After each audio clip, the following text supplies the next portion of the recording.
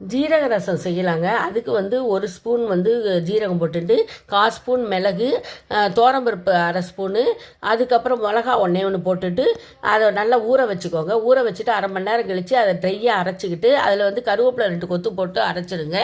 அதுக்கப்புறம் வந்து புளியை நல்லா ஊற வச்சு கரைச்சி அதை வந்து நல்லா கொதிக்க விடுங்க.